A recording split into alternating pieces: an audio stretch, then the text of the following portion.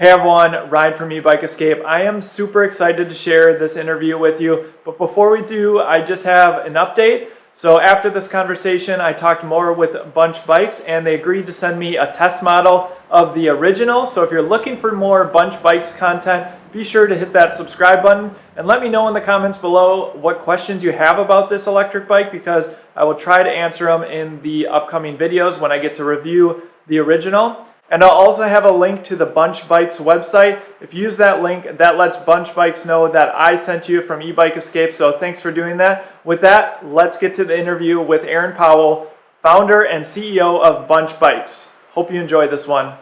Hey everyone, I'm Ryan from Ebike Escape, and today I am super excited to be chatting with Aaron Powell, the founder and CEO of Bunch Bikes. And what is really exciting is the episode where he pitched Bunch Bikes on Shark Tank recently aired, so we're definitely going to cover that.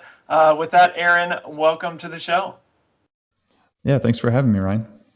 So I want to talk, obviously we'll talk a lot about Shark Tank, but I've got a sense of kind of the story and how you came to found Bunch Bikes by watching that episode. But I think if people haven't seen it, I would love to hear kind of how you came to the founding. I actually found the story quite inspiring after you had children. So can you tell a little bit about that? Yeah, sure. Well, I've always had a background in biking, kind of as a means for transportation. We've always been a one-car family, and back in the day, I used to be a teacher, and I would ride my bike 10 miles each way to school, and I was just really passionate about this idea of bikes as transportation. And so when we had the opportunity to take a trip, it's like, I want to go to let's take a trip to the most bike-friendly place in the world. Let's go to like Copenhagen and Malmo, Sweden, like these places where it's just, you hear that's really great, but until you experience it, you can't even grasp. And so we just had the best summer ever. We were 2 months over there. But, on my mind was, we had one kid and, I had my daughter on the backseat of my road bike and it was working fine, but we had another on the way. It's like, how am I going to continue this lifestyle with 2 kids? It's like, I don't know, do I trade it all in for the minivan and, give it up? But when we were over there, I saw these electric cargo bikes. It's basically like a bike with a big box on the front. You could put up to 4 kids in the front, or groceries or dogs or what have you.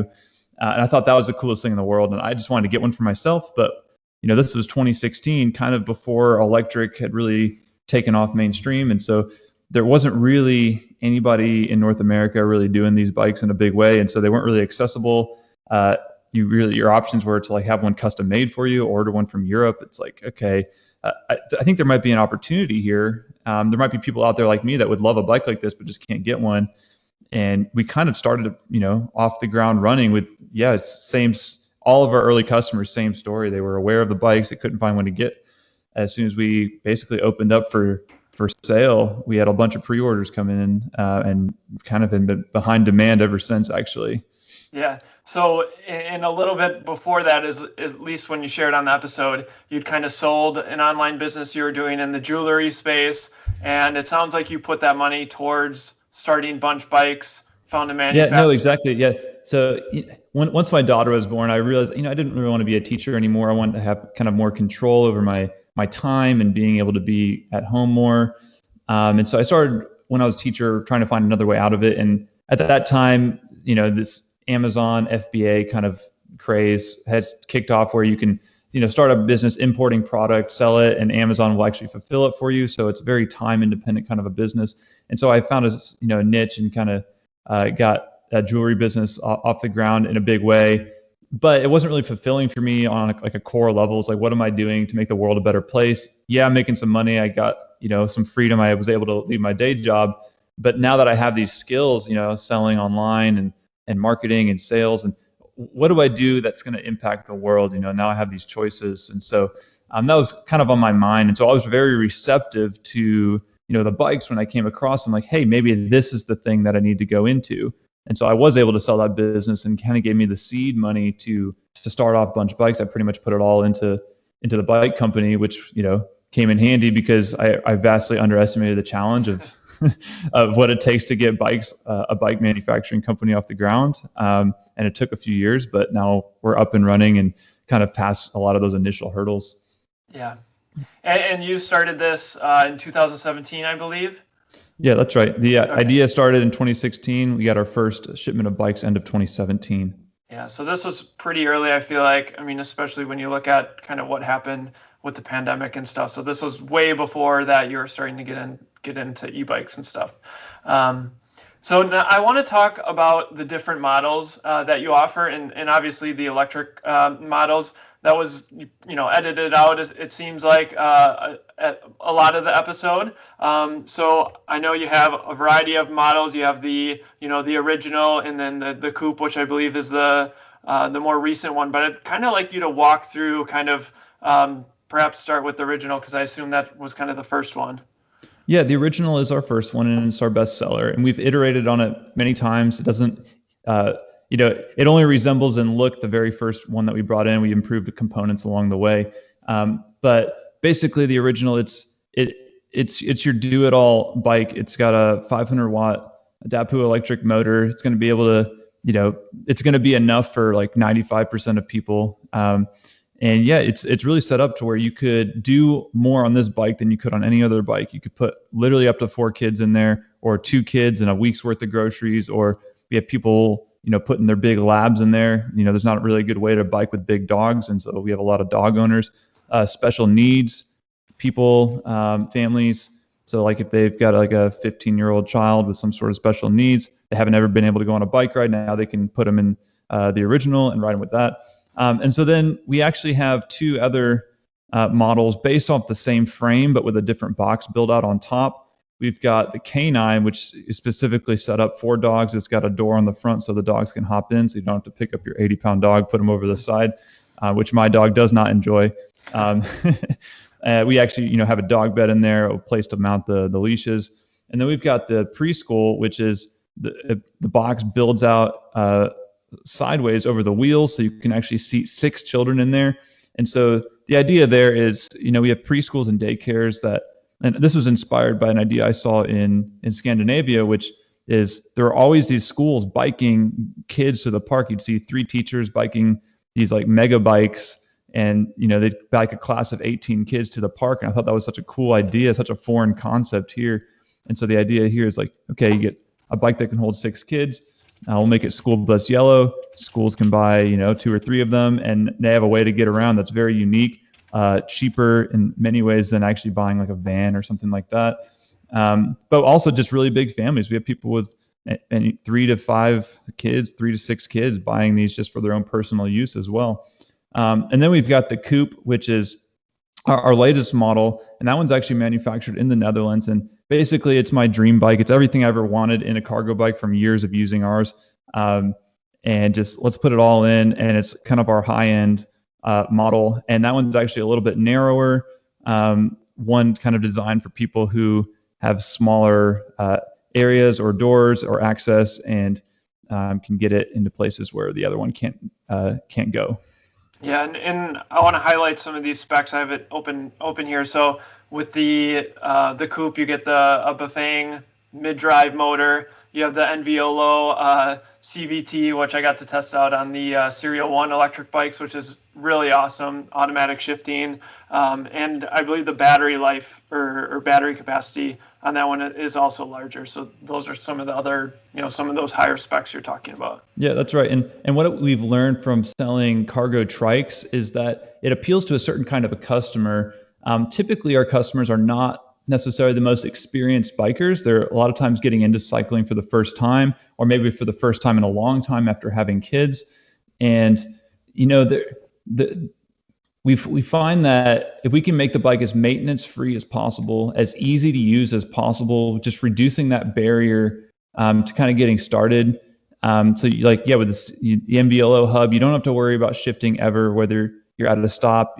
Like with a bike this heavy, if you end up in a high gear at a stop sign or a red light, you're gonna have your work cut out for you getting started again.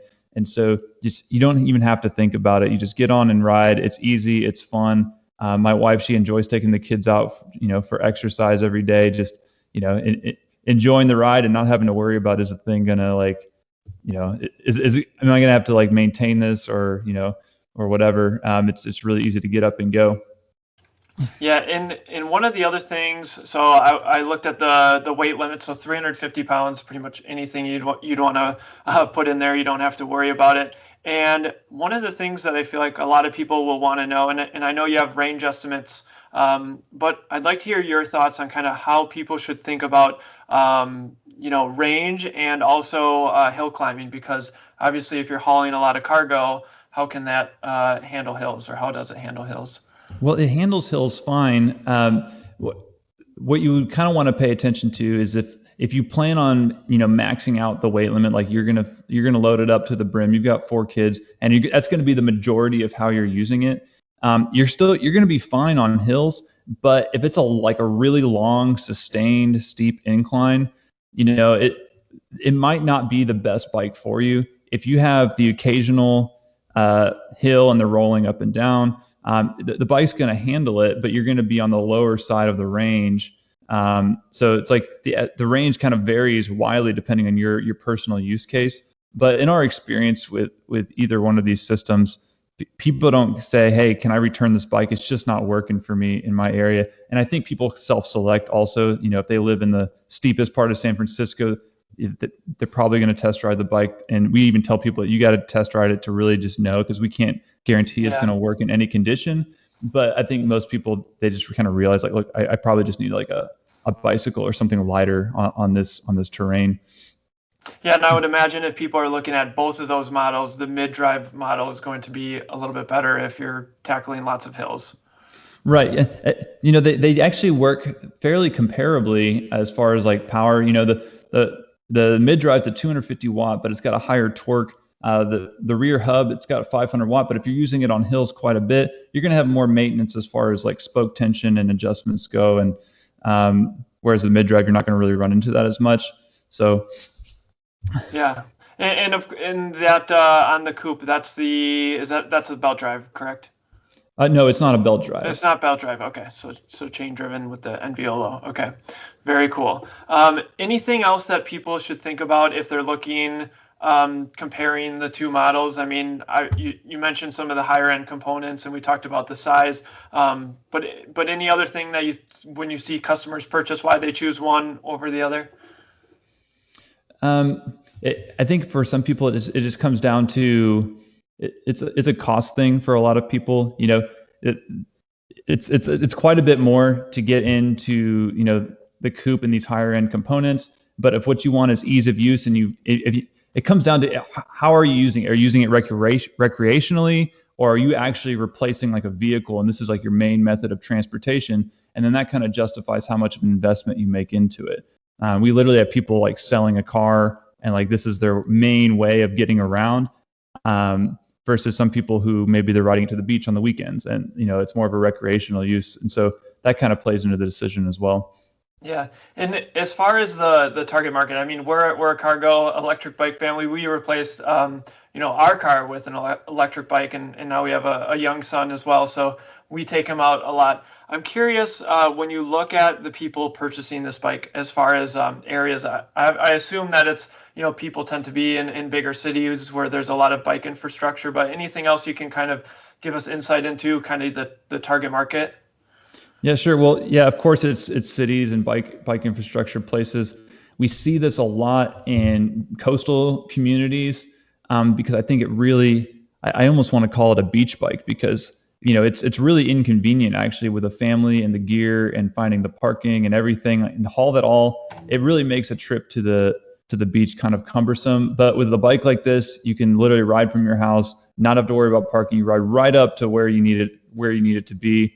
It's almost doubles as kind of like a wagon as well. And so we have a lot of people just in coastal California and Florida and East Coast that are enjoying the bike. But of course, places like Denver and Chicago and DC, like cities with lots of infrastructure, we're getting a lot of use. Generally, our customers are going to have at least a couple of kids. If you've got no kids or one kid, there's probably other bike options that make a little bit more sense, unless the stability of a trike appeals to you.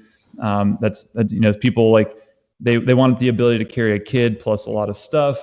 That can be more challenging on a bicycle. At least you have to plan it out a little bit more with bags and whatever your custom setup is. But what I like about the trikes is you literally don't have to think about it. You just know you're going to have enough room to carry all the stuff that you need any given trip. You just throw it in there, don't have to worry about it. And you've got the stability of a trike. So even when you're getting started and the weight's heavy, say a mom who's not super experienced on a bike, she can get going, doesn't have to worry about it. Yeah. And we should mention too, you have all these great accessories. I'm looking at some of the coupe accessories. So you can fully outfit this. I mean, a rain cover, like all those sort of things to make sure that, if you are replacing a car, you can tackle, any conditions. I see you have cargo box cover and looks like a seat for, like an attachment for a child seat that you'd see in a car. Right, and it's really about making the bike kid friendly, because if your kids are happy, the parents are going to enjoy riding it. So like the rain cover, it's like rain, but it's also cold weather. If you keep the cold wind off of the kids, they're going to be happy whatever the weather. We've got the sunshade because a lot of parents are concerned about UV rays in the summer and kids, getting too much sun exposure. So you've got a full coverage sunshade as well. Seats for toddlers and infants that can ride in there as well, depending on parents' comfort level. Seat cushions to keep it, more comfortable. With the, kind of with this front box, you've got a lot of options as far as like how you can outfit it. Yeah, and one of the huge advantages I feel like, especially as of a parent of a young one who rides with us very often. I mean, you showed that really funny the picture of the child riding behind the adult, which I think is that was funny. My son actually. Yeah. Oh, really? That's funny. Yeah. No hate on child seats. I rode with my kids that way for a long time. We enjoyed it. It's fine. It was just a humorous way to kind of make a point. Like, the biggest differentiator about having the box in the front is really you can really engage with your kids. You can talk to them, laugh with them, point things out. It's a little more difficult when all they can see is your crack behind you. Yeah, and you can keep an eye on them and make sure their helmet's still on and all those sort of things. So yeah, no, exactly. Yeah, I definitely see the benefit there. All right, so let's see. I want to talk about Shark Tank. So first of all, what made you kind of decide to apply on Shark Tank? Have you been like watching the show since it started? Just really curious about that. Well, I actually hadn't watched the show too much. I had friends that were into it, but one of my former employees, Julie, she was like the world's biggest Shark Tank fan, still is, and it was like every month, Aaron, you gotta apply for Shark Tank. This would be perfect for Shark Tank. And I'm like, Julie, I don't know. I mean, maybe, but I'd always wanted, like, from the very beginning, I knew that the challenge of getting this cargo bike company off the ground was just going to be awareness. People, they don't even know it exists, so how can they search for it or even shop for it? So I knew I had to have like big media exposure at some point. Julie kept pushing me to do the Shark Tank thing. It's like, okay, I'll just throw my hat in the I'll throw my name in the hat, see what happens. And so it literally was like a 5-minute application online, just like answering some basic questions, and that was it. And I was like, there, Julie, I applied. Now leave me alone. And I guess something I put in there was interesting to them, either my story or the bikes or a combo of the two. And, I got a call back. So.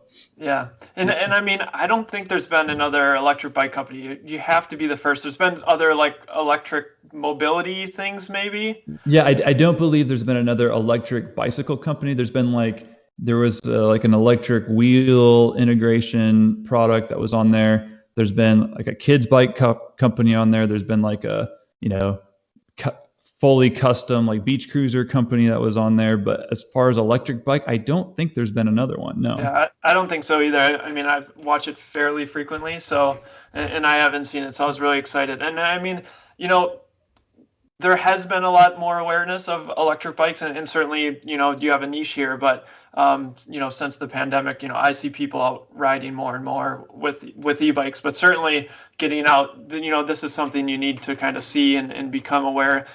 Like you said, in, Sweden, these are fairly common. So, definitely bringing that to the US audience is super interesting. Right. Well, like the first thing is you gotta know that e-bikes are, they're out there, they exist. Most people still have not tried one, but once you try it, like it answers all the questions. Like you just get it, like but without getting on one, there's all these perceptions out there, like, oh, it's cheating, or it's like a moped and you just hit the throttle and go. It's like it's still biking. It's just it's biking without some of but you take away some of the negative aspects, like, riding home in the wind and you're tired. It's like, well, you don't have to worry about it. It's like you can get all the enjoyment of riding a bike without, the sweat and hard work, or, you can set how much, effort you want to put into it, really. So it's actually getting more people on bikes more often, riding farther, and overall, it's a great thing. Yeah. And we went from last year, just my wife and I both having an e-bike, and then, now this past weekend, my entire family was on e-bikes. We have 8 in the garage, so it's like taking over our lives at this point. So it's really great to see, the more interest in the space. So like, what was it like to be on Shark Tank? I mean, I thought you were incredibly calm, and I thought you negotiated extremely well kind of towards the end, as kind of Barbara made at that kind of sharky offer, I guess you would maybe call it. But I think you ended up with a pretty good deal. But just tell me a little bit more about the experience. Yeah, sure. Well, it kind of came down to preparation. Once I kind of got far enough along in the process that I just realized, okay, this is serious and it's probably going to happen. Like, I need to like put my head down and really focus on this, because it's going to be like the biggest exposure of my life. And whether it goes well or poorly, it's going to follow me around forever. And like, obviously I want it to go well, right? So at that, a few months out, like every night I was watching 2 or 3 episodes, taking notes. Like, I had this Word doc that was like hundreds of questions. It's like every question they've ever asked an entrepreneur. It's like, okay, I need an answer to every one of these questions. And you start to find patterns, like, okay, they're definitely going to ask me these top 20 no matter what. Okay, these are like maybes. And then you start to learn their personalities. I actually listened to every podcast interview. I read every book that the Sharks had written to really get in their heads, so I can know that, okay, when my bike company is in front of them, what is each one of these people going to ask me? And I felt like I got it down pretty well. And so I was prepared going into it. And so that really helped in the moment, like when things kind of, didn't quite go as expected, I was able to react and adapt, knowing what each person was, maybe looking to hear. But then as far as like, the negotiation, well, I knew my numbers and what I was comfortable with and what I wasn't. I went in like in my head, like, no matter what, I am not giving up more than 20% ownership of this company. Like, I don't even want to get close to that, but like, that's the absolute max I would do. And so when Barbara comes out at 40, it's like, I don't even have to think about it, right? Yeah. You see entrepreneurs squirm on the show. It's like, they're torn between getting a deal and like doing something they don't want to do. But in my case, it's like, well, I'd rather walk than give away more than 20%. And so I didn't have to think about it. And so I quickly countered, and they played up the drama. And in reality, it actually went pretty quickly. But and she didn't come down as much as I wanted, and so I had to get creative and think on my feet. And I did. What the deal we ended up with is not one I had pre-planned. I had to think of it kind of. I kind of pulled back to my archive of episodes that I had watched, and it's like, hey, this one guy did like this. He split up like this debt equity thing, and maybe I could try that and see what she says. And I kind of jumbled it up when I was, when I was getting it out of my mouth, but. Ultimately she went for it. And so we walked away with a deal, because for me, it's like, I didn't really need the money necessarily. Like, really the biggest challenge that the pandemic brought on was this huge demand in the industry, which has disrupted supply chain in a big way. And so like, I don't care if it's debt. I don't care if it's just a straight investment. I just need some cash to just kind of pay for inventory, which I'm going to recoup once we sell through it. So I was totally cool with giving up some, some of the equity for just even a nice line of credit, just to be able to cover some of the inventory needs. Yeah. Well, your preparedness definitely paid off. I could certainly tell. So that time well spent, I guess there. And I was overall very pleased. I was a little bit disappointed that they cut out a lot of the discussion about the product. It's like we actually got into it quite a bit, like how does it work with the electric and everything, and talking more about the bike. And they cut almost all of it out just in favor of the drama, it's TV, whatever. But at least the product was there. I got some exposure for the category. Although I do wish they focused a little bit more on the details, but I guess it's not as interesting as the negotiation and the contentious questions and stuff. Yeah. So. And then let's see, I think it was last week, then I saw Robert, or on your social media, you kind of shared that Robert had come in on a deal. So can you kind of, and also to go along with this, I'd love to hear the timing. Like, when were you back on Shark Tank? Obviously, the episode aired now like two weeks ago. So kind of give us a sense of the timing as well. Sure. So I can't share specific dates, but I can say we filmed last fall. And so it's been just kind of unknown. I wasn't sure if they were going to use the footage or not. That, they don't air everybody that they film. So, you kind of have your fingers crossed and you prepare, but we weren't really sure until about a month ago that it was even going to be on TV at all. So we were excited just to see that, hey, we even got a spot. But as far as Robert goes, it was a first in Shark Tank history where somebody not on the panel actually came in on a deal. That's never happened before. And it was kind of a unique scenario because Robert Herjavec was actually already a customer of mine. He had a bunch bike and he had one early kind of 2020, and he had been kind of frustrated with his bike trailer. His twins, they would get their helmets off and it kind of freaked him out. He couldn't really see what they were doing back there. And it's like, man, I don't know. I want a bike, but I don't know what I'm going to do. 3 days later, a bunch bike rides in front of his house. He's like, oh, I need one of those. And so I spoke to him a few times over the summer. How do you like the bike? How's it going? All this stuff. And so they kind of opted to leave him off of my panel because he knew too much about my business. But Sure. Kind of behind the scenes, he approached Barbara and said, hey, I want in on this deal. So let me know when you guys are about to close or whatever, and I'll come in on it. And so I found that out about a month ago. Also, that Robert was one to come in on the deal. So that was a pretty cool how that played out. Yeah, and there's an awesome picture online of him with his kids. So that's like great advertising, and awesome that he's actually using the product and is passionate about it. It was an unbelievable testimonial that he put. He's like, I love bunch bikes. My kids love bunch bikes. My dog loves bunch bikes. It was pretty awesome. And he's the guy on the show too. If there's anything that has wheels, he's like the first guy up. I want to get on that skateboard. I want to get on that, device, whatever it is. He's like the daring, race car kind of guy. And so, he would have been the one to, jump on that bunch bike on there, but he wasn't on the show. So, him being a customer and investing behind the scenes is, about as good as outcome as I could have expected. Yeah. And so what has it been like? Obviously you've been inundated with interview requests like this one. And, I'd love to hear kind of both. You talked a little bit about the kind of the pandemic and how that's shifted, but like, what has been like the last 2 weeks as, tons of potential customers start hitting your website? Like, tell me a little bit about that. Well, it's just been kind of a rush. Like, it's just been a flood of inquiries. And what's been cool actually is to see all the dealers reaching out who maybe previously were not open to the idea of a cargo bike, but now seeing them starting to get like mainstream traction are open to, hey, maybe this is something that we could sell. And, whether it's our bike or somebody else's, I think getting adoption from the dealers and having them, take a chance on a bike like this, and getting more people on bikes is really going to be the win here.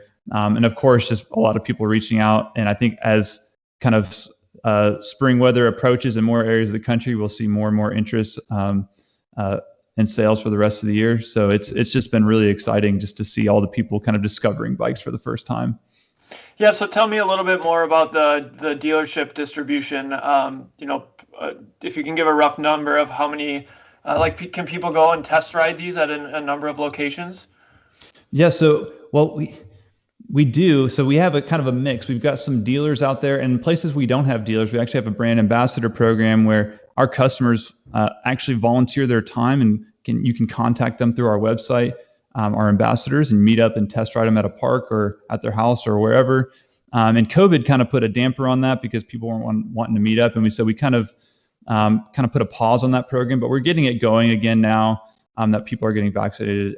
And we are adding more dealers. Actually, all of 2020, we didn't add any new dealers because we couldn't even get enough inventory to fulfill our online orders. And so it was like kind of put a pause on everything, just trying to keep up. And this year, we're ahead of the inventory. I was able to come up with the cash to kind of meet the supply chain challenges, and so now we're adding dealers and kind of getting new dealers started, more ambassadors out there, and so we're really just looking to grow now that we have the inventory to be able to do so. Yeah, that's great to hear, because obviously, one of the big hurdles for a lot of people. I mean, of course, as more people own bikes and bike shops start kind of maybe carrying other brands, they can hop on one. But being able to test ride, especially something like this. I mean, this is not a affordable solution for some people, and if you're going to replace a car or something, it's important to make sure that's going to work for Right. your And the family, other and it's thing, what you expect. and the other thing we're looking at is, as an online company, it's been important to me to have like customer friendly policies, but our logistics costs kind of prevented having any sort of return policy. But we've actually gotten those costs down quite a bit. On the show, I mentioned, it costs us about $450 to ship one of these bikes. It's actually come down quite a bit since then. And so I think this year we're going to be able to offer an at-home trial, a return policy for at least for people who live outside the range of a dealer. So we can open up we can de-risk the customers. They can try it out. If it's not for them, send it back. We're going to kind of pilot something like that here pretty soon. Yeah, and I think it's worth mentioning. You talk about the shipping costs, but the really great thing is, and you talked about this on the show, is that you basically use a company that perhaps helps ship motorcycles. But what's great about that, and I mean, I get boxes and I have to assemble these bikes, and not everyone is comfortable. So when you factor in, the cost of having someone assemble it, it comes fully assembled, and I'm sure you guys go through every bike, or at least I would imagine so. It's pretty much ready to go, right? Yes. So the cargo bike was a unique challenge. We couldn't exactly look to what other bike companies were doing because the product's quite a bit different.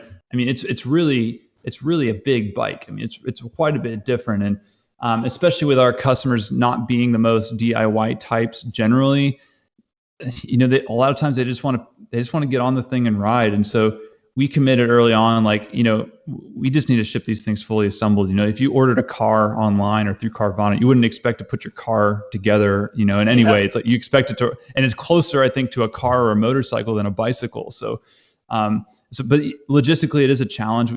At the time I was on the show, we were using a white glove motorcycle shipping service. And while the service was good as far as quality goes, they couldn't guarantee delivery times very well. And so we had challenges there, and ultimately a lot of frustrated customers. While their bike arrived in perfect condition, it was sometimes really, really late. So we ultimately ditched those guys and are back to shipping on pallets. We just increased the durability and quality of our packaging, so where we have very minimal damage, even shipping through freight carriers now. So we can guarantee a much faster delivery, typically within a week, 2 weeks at the most. And the bike arrives fully assembled. You just unpack it, take it off. You're on your first ride within 2 minutes. So it's actually a really, really cool customer experience, even if it does cost us more on the back end. Yeah, and how backed up are you guys currently? If someone orders today, for instance, what's the estimated shipping? We're actually not backed up at all. We've got fully assembled built bikes on pallets ready to go out the door today. So, it just depends on how far away you are from Dallas. If you're one state away, you'll get it in a couple of days. If you're in California, give it at least a week.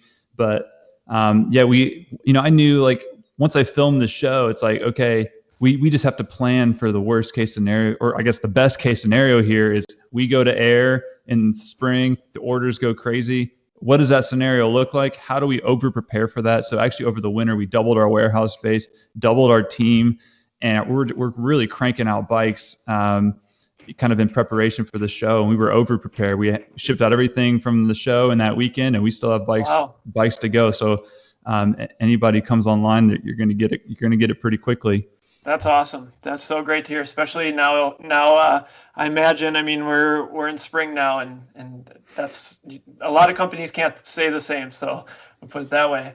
Yeah, and I knew even last summer, it was look, lead times are getting crazy. So I got some investors, I got some line of credits with banks. We need to make sure that we're not going to be out of stock again in 2021 like we were in 2020, and things could blow up in a big way and maybe we still end up out of stock. But I think we're prepared for this year. It just kind of depends on how it plays out. Is demand as strong because of the pandemic as it was last year? Is it something that's going to last, or was it a temporary boom?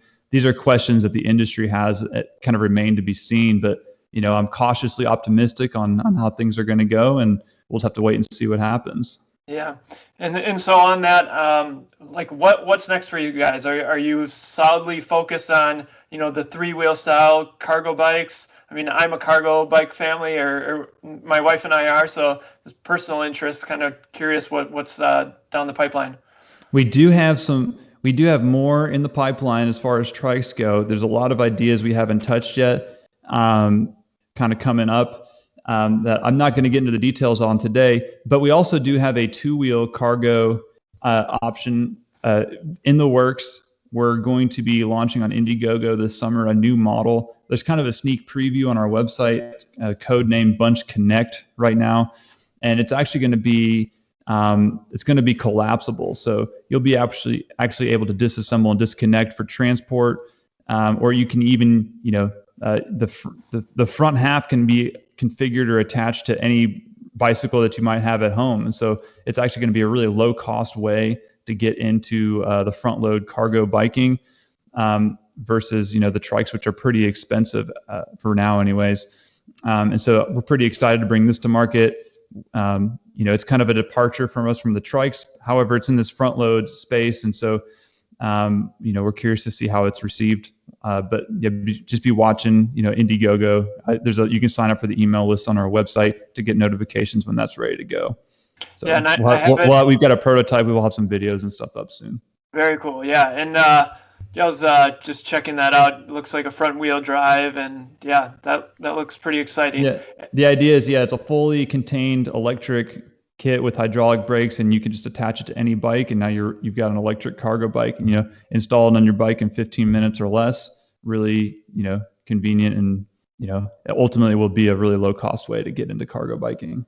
Yeah, we'll put a picture on the screen of that. And I think the other cool thing, I think I saw it on the company Instagram, you kind of have a augmented reality where you can like put one of the Bunch bikes like in your garage and kind of look it around, see all angles, see how much space it's going to take up in your garage. And it's super cool. I actually got this idea from, I saw, if you're familiar with Super 73, kind of the electric moped style bikes, but they actually had a similar feature on their website. And it's like, oh my God, that is so cool. We have to have that, because a lot of the questions we get asked, is people trying to figure out what can they put in the bike? How are there, I've got this many kids. Are they going to fit? Where are we going to put this stuff?